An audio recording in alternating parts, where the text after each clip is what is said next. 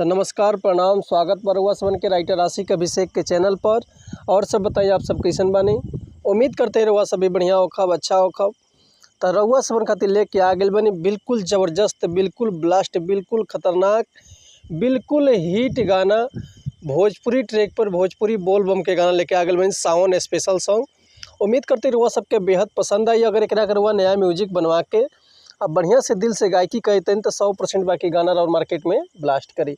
लेकिन इससे पहले रउआ सबन से कहल चाहब कि अगर रउआ गायकी में इंटरेस्ट बा गायकी कल चाहतनी गायकी में कदम रखले बानी गायकी रउआ के पसंद बा और रउआ के बढ़िया मीटर नहीं मिलत बढ़िया गाना नहीं मिलत बढ़िया से तुकबंदी नहीं मिलत बढ़िया से रउआ गायकी नहीं कर पाओ बढ़िया से रउआ सबन के म्यूजिक नहीं मिल पाओ तो रउआ अगर हमारे चैनल पर आ गए बन तो रउआ सबके निराश भेले के जरूरत नहीं है।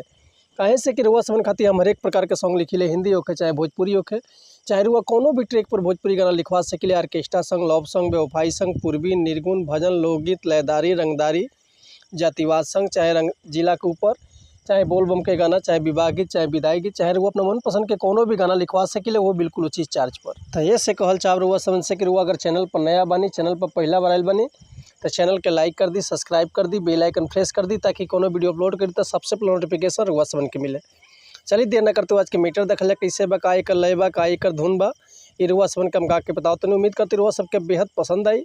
आज से बहुत पुराना गाना एगो खेसारी लाल यादव के आई रहे कि के खातिर करब भौजी अब की के परब सैया अरब गइले ना कि सैया अरब गइले ना तो सेज पके करा साथे लड़ब सैया अरब गइले ना। तो यही ट्रैक पर रउआ सबन खातिर लेके आ गेल बानी बिल्कुल ज़बरदस्त बोल बम के गाना। तो चलिए देखिए आज के गाना कैसे बा।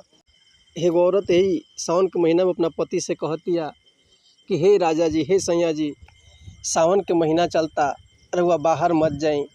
आ देखी कौना भाव में कहतिया कि चढ़ते सावन सैया जनी जा बहरवा तू देव घरवा चलना कि चढ़ते सावन सैया जनी जा बहरवा तू देव घरवा चलना त धल कान्हवा पे कमरवा तू देव घरवा चलना त धल कान्हवा पे कमरवा तू देव घरवा चलना त संघवा जातावे देवरवा तू देव घरवा चलना कि चढ़ते सावन सैया जनी जा बहरवा तू देव घरवा चलना त संघवा जातावे देवरवा तू देव घरवा चलना।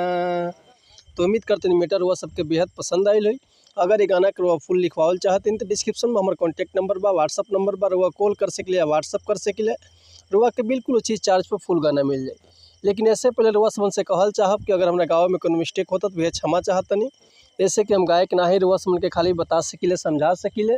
तब मिला था नेक्स्ट वीडियो में कुछ नया गाना कुछ नया धुन कुछ नया कंपोजिशन लेकर तब तक रुआ सब सहमति चाहतनी। नमस्कार प्रणाम जय हिंद जय भारत जय भोजपुरी समाज हर हर महादेव जय शिव शंभू।